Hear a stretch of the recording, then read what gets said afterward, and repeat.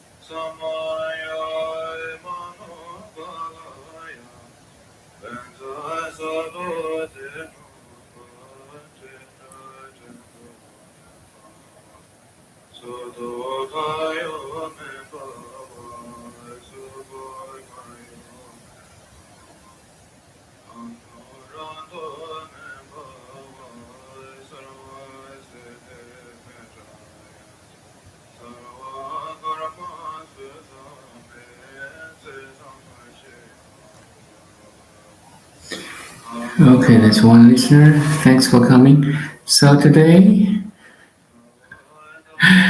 anyway, I'm gonna continue. Today, I'm going to talk about the Great Learning, one of the four books that is foundational in Confucianism. So, Great Learning, 大学, was one of the four books in Confucianism attributed to one of the Confucius' disciple, Zengzi. So Confucius has a lot of disciples, and Zengzi is one of it, better known as Master Zeng. So if you click into the Zengzi curtain name 止于 was a Chinese philosopher and disciple of Confucius. He later taught Zhu Xi, the great son of Confucius, who was in turn the teacher of Mencius. So Mencius is another master after Kongzi, right? Confucius, thus being a line of transmitters of thought, orthodox Confucian traditions, and Zengzi is revealed as one of the four sages of the Confucianism. So there's a lot of history and cultural background here, but it's very interesting to know. You see, the Great Learning had become from a chapter in the Book of Rites. So if you click a Book of Rites, 礼记 in Chinese, is a collection of texts describing the social forms, administration, and ceremonial rites of the Zhou dynasty, the first dynasty in China, which goes back to, if you click at the Zhou dynasty, is 1046 BC to 256 BC, around 1000 years. You see, was a royal dynasty of China that followed by Shang. Anyway, Zhou dynasty was the first dynasty, starting from now around 3,000 years ago, more than 3,000 years ago, almost 3,100 years ago.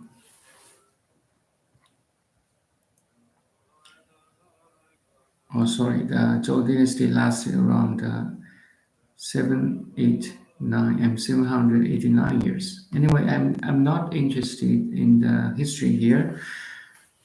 The one I'm trying to point out is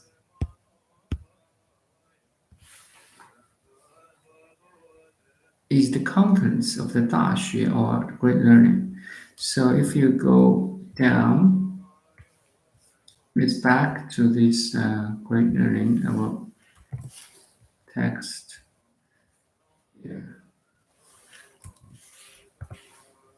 Great Learning.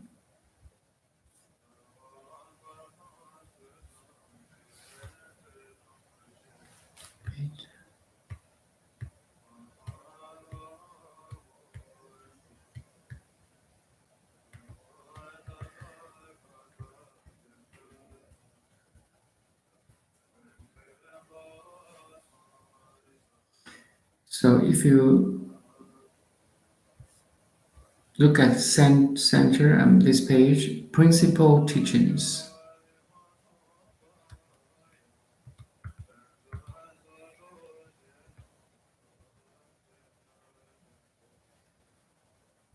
So I will read the Chinese first.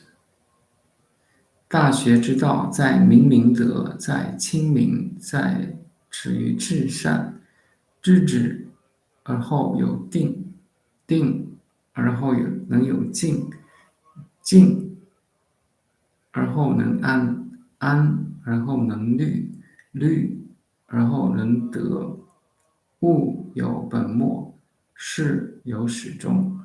知所先后，则近道矣。Wow, so good, so good. So, what the great learning teaches is to illustrate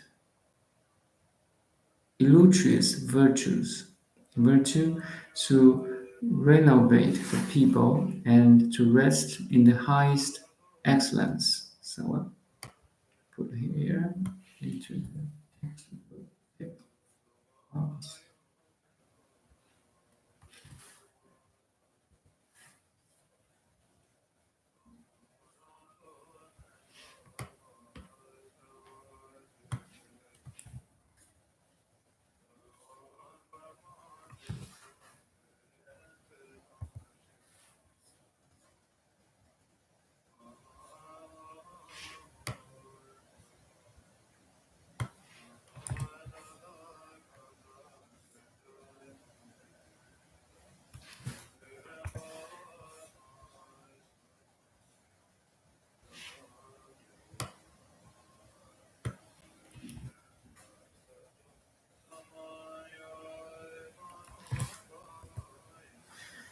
Okay. Why I'm talking about this today, the great learning, is that I found the commonality between Buddhism and Confucianism. Here is the example. So I read it again, okay? What the great learning teaches is to illustrate illustrious virtue, to renovate the people, and to rest in the highest excellence. The point where to rest being known, the object of pursuit is then determined, and that being determined, a calm, unperturbedness may be attained to. To that calmness there will be succeed a tranquil repose. In that repose there may be careful deliberation, and that deliberation will be followed by attainment of desired end. Things have their root and their branches. Affairs have their end and their beginning.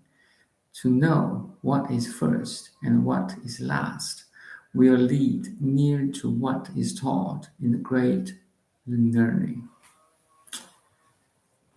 OK，大学之道，在明明德，在亲民，在止于至善。So the first sentence is the abstract of the great learning teaching. What the great learning teaches is to illustrate illustrious virtue. 大学之道，在明明德 is really hard to translate. So from a Buddhist understanding,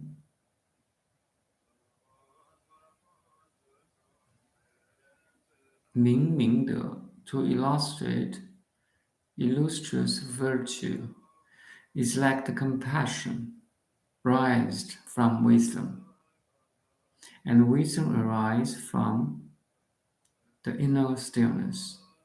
That's my understanding here. Before you have compassion or love and care and the real knowledge to help, to care, to love,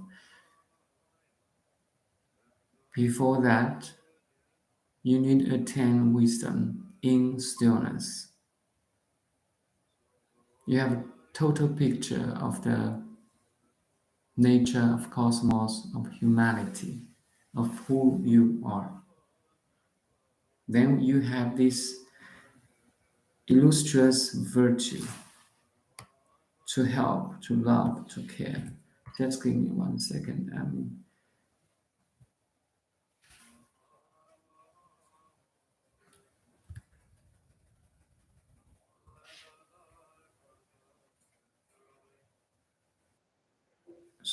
Illustrious. Illustrious means well known, respected, and admired for past achievements. Well known, respected, and admired for the past achievements. Illustrious.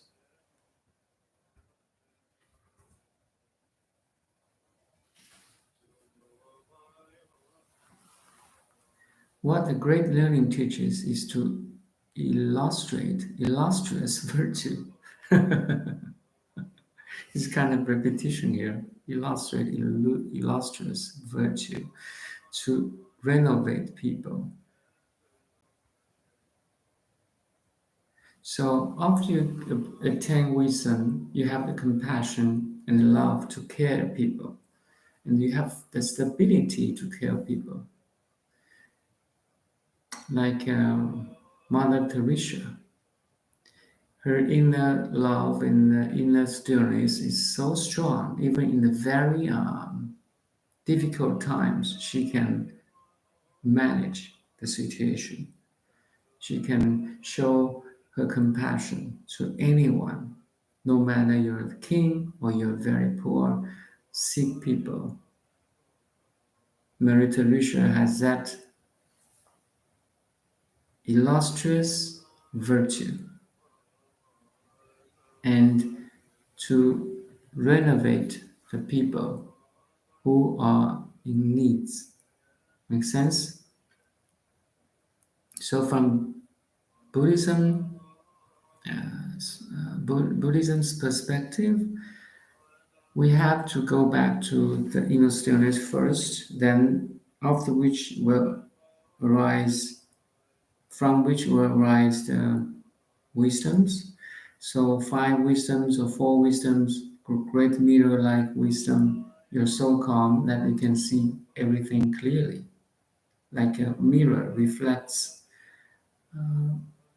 its reflections without any distortion.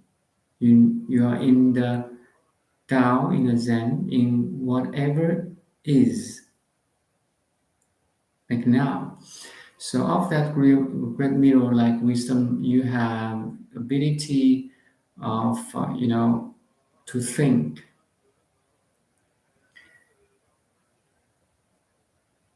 So you have ability of the wisdom of investigation. So the real power or stability of investigation arises from that inner stillness. Otherwise, the monkey mind is not stable.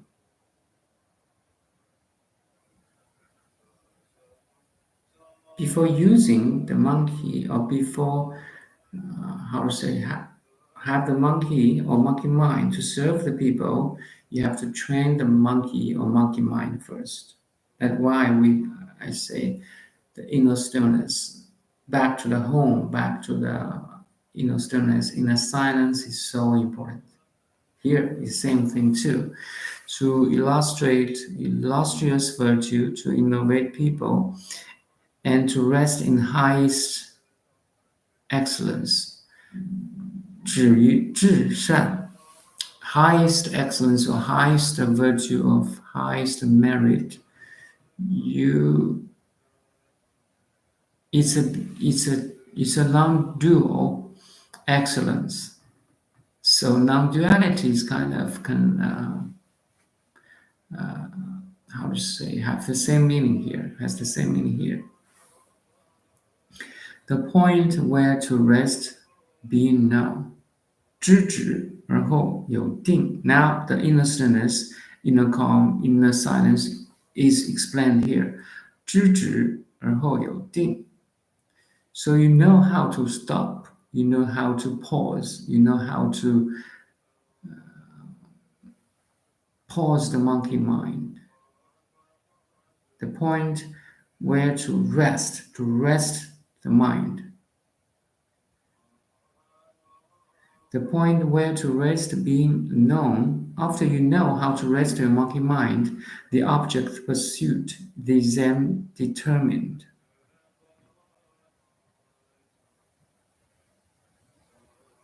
It's like you can train your monkey mind. After you can still your mind, silent your mind, then you can use the mind to serve, to love, to investigate, to know. I found this so logic. Otherwise, the mind again is like a monkey. If it's not tamed, it will jump from one branch to another branch, and from one tree to another tree. It won't listen to you if you don't train it. Again, the point where to rest being known, the object of pursuit is then determined. I don't think the translation here is perfect here. Anyway, because this is very basic, very condensed information here, so you have a lot of ways to translate too. It's not easy to translate a very high level principle. And that being determined, a calm unperturbedness may be attained to. To that calmness that will succeed a tranquil repose. 定而后能静，静而后能安. So repose, a tranquil repose, not only you're physically relaxed, but also you're mentally relaxed. Because now the totality of the cosmos, the totality of humanity, you're not disturbed by the very little details that are seemingly unpleasant or challenging.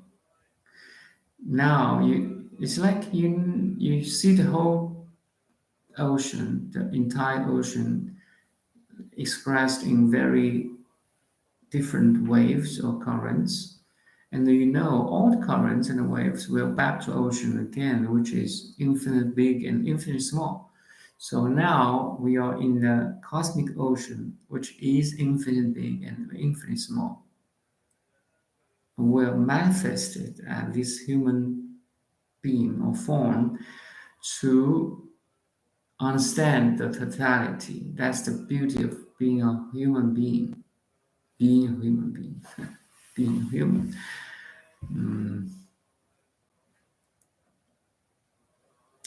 A calm, undisturbed mind may be attained to. That's how important inner stillness or inner silence is. No matter what background you are from or what religion you believe, what family you come from, what country you're from.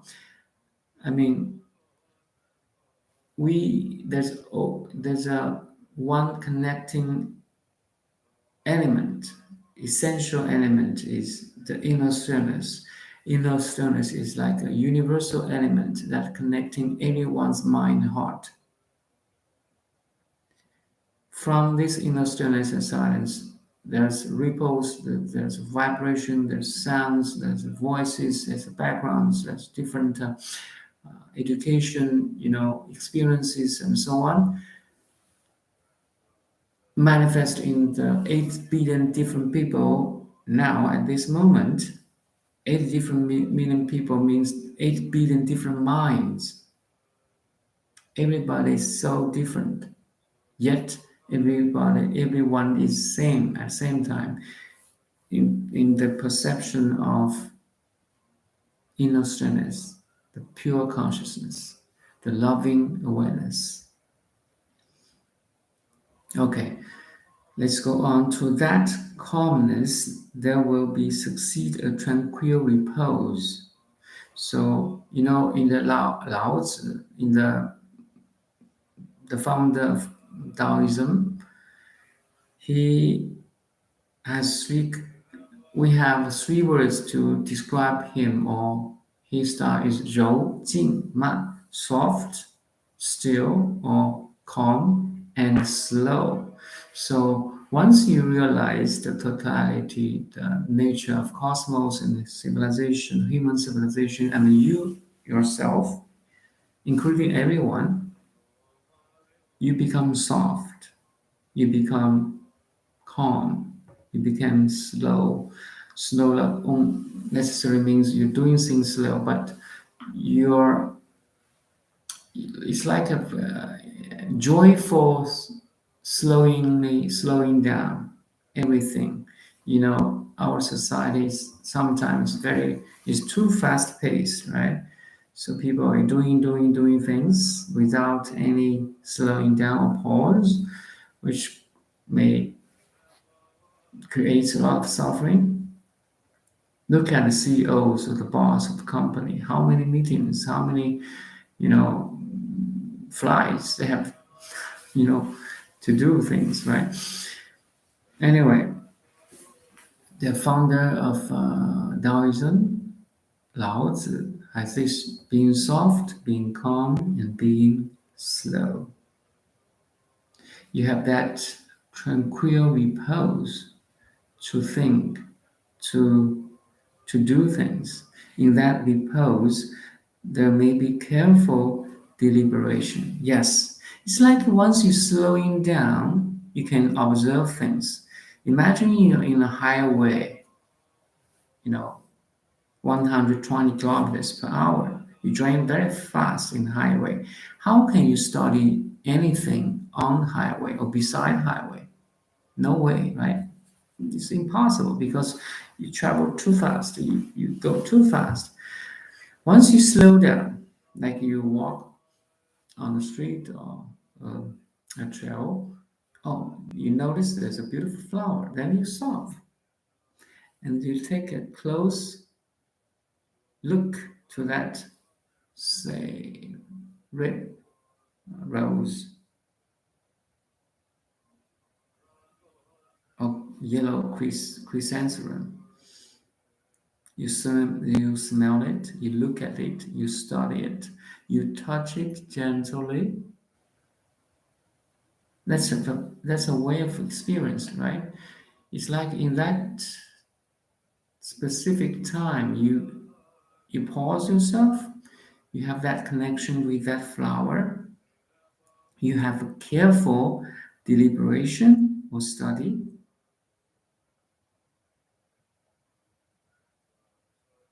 Then you have more understanding of that flower. Make sense? And this principle could be applied to everything, everyone, every object or every subject. In that repose, there may be careful deliberation. So this reminds me the second wisdom of the Buddhism teaching. After the first wisdom, the great mirror-like wisdom, then we have this uh, wisdom of investigation, a careful deliberation to study the object from that inner stillness. And in that process, we learn things, we know things, like a scientist know the galaxies, like a physicist study the star or molecules.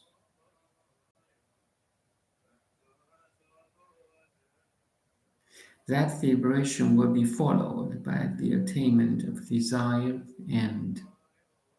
An而后能虑. So it's like once you can tame your mind, then you can raise a thought to investigate, to engage in the real life. Very, very interesting, right? You can raise a desire, you can have a dream, you can have a project once you can tame your monkey mind. Things have their root and their branches. Affairs have their end and their beginning. 物有本末，事有始终，知所先后，则近道矣。After this attainment of careful deliberation, you can know things like things have their root and things have their branches. All the affairs or events have their end and their beginning. You see, you notice everything is changing, is evolving, is going forward. Like now, everything is spinning around you, moving around. The wind is blowing, the car is passing. Maybe people go to work, or maybe people back from office. Everyone is moving, everything is spinning. It's very interesting after you have that great mirror-like wisdom of this. First, again, calm, then your careful deliberation, and the realization of the ever-changing world. Things have their root and their branches, affairs have their end and their beginning. It's all, including you and me, everyone. So we get up in the morning, we brush, we go to washroom, we have the breakfast or coffee, we go to work or clinic or college or school. We have lunch, we talk, we walk, we drive, we fly.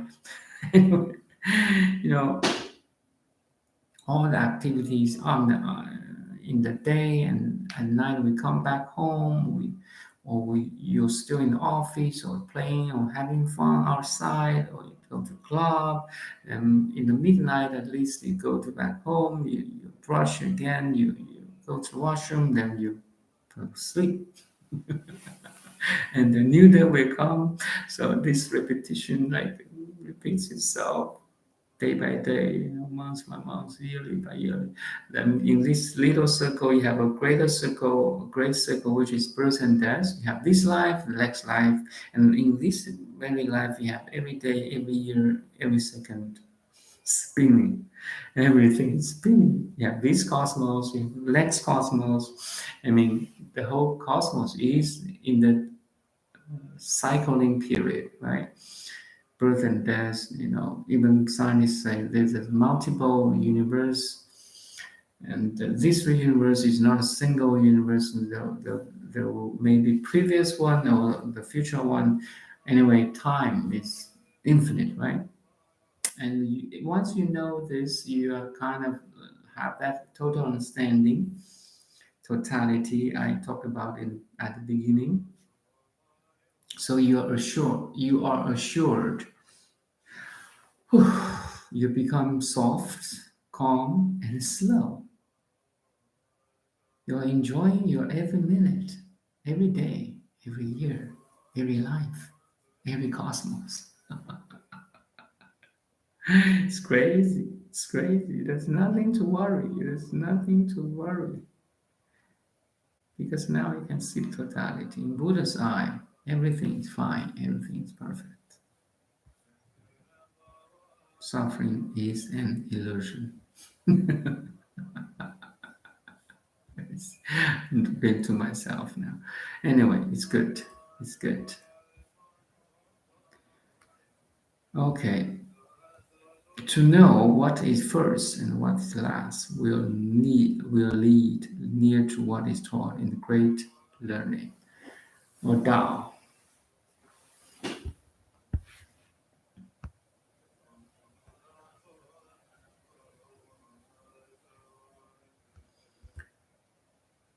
Then we have this ample rest and the reflection, such that one achieves peace of mind. When one is calm and reflected, the way will be revealed to them. You see, and there's no Chinese translation here, but anyway, it's so beautiful. It's so similar in the Buddha's teaching. That's why I'm sharing this great learning to you. Setting priorities and knowing what is important is essential in one's quest for moral refinement, for it allows one to focus on that which is the greatest importance and that which is in line with the way as outlined in Confucius' teachings. So what is most important? To know who you are. Then in that understanding, you may have everything, falling into places. Everything will be fine after you have that totality or clarity. One must bring his affairs and relationships into order and harmony if one hopes to attain order in the state. He must first bring his family and personal life into order through self-cultivation and expansion of one's knowledge and investigation of things. So once you have that inner calm and silence, you must bring this understanding into your family and relationships or your affairs. And in that dynamic interactivities, you have the harmony. You can bring the harmony into that movement. It's like you're standing, how to say, let's say,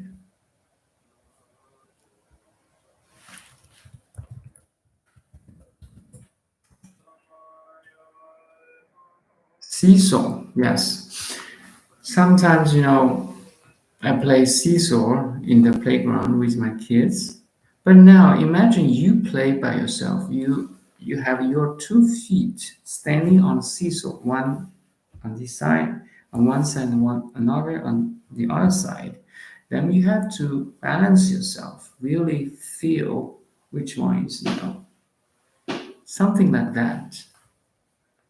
In the dynamic interaction with the family, with the society, with your job, you notice you have to be find that balance of harmony in the movement. Sometimes you persist, sometimes you give up, sometimes I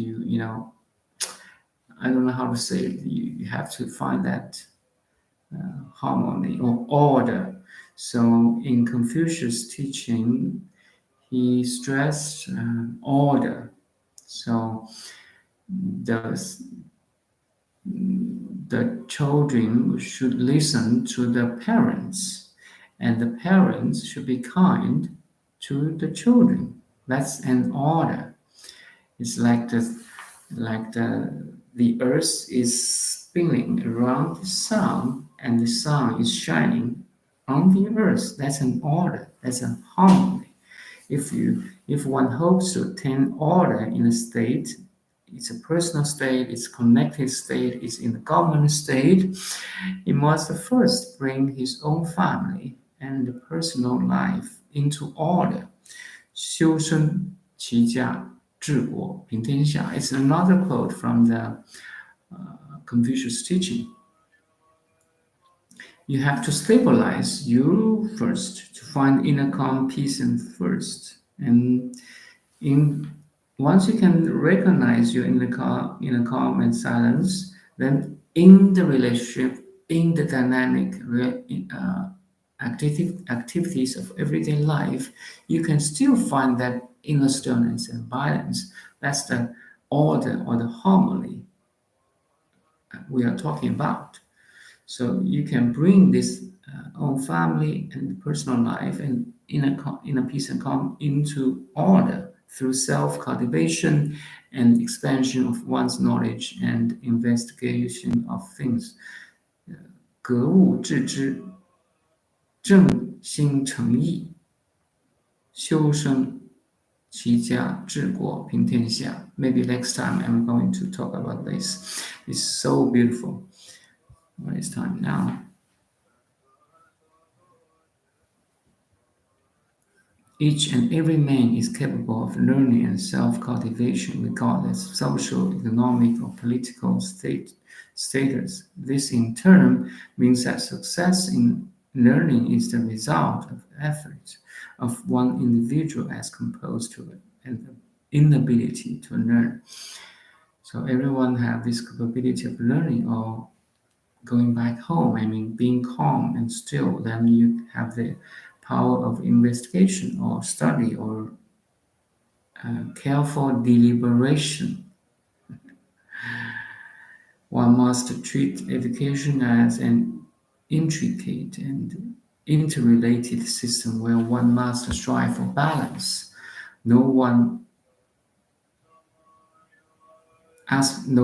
aspect of learning is isolated from the other, and failure to cultivate a single aspect of one's learning will lead to the failure of learning as a whole.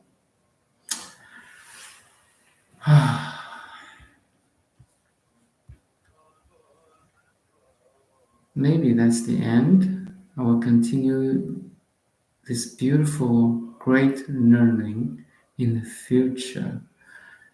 I find the commonality or similarity between Buddha's teaching and Confucius' teaching. I'm so grateful that as a practitioner of Chinese medicine, which originates from Taoism, so Taoism, Confucianism, and Buddhism is like a trinity in Chinese culture, or basically in the Asian countries. I find it so beautiful, and I'm so grateful that I can understand this trinity of Buddhism, Confucianism, and Taoism. They are one. They just use different languages or different concepts or terms to point to the same destination: the liberation, the freedom, the enlightenment, the order, the greatest excellence. Okay. In silence, we can end this session.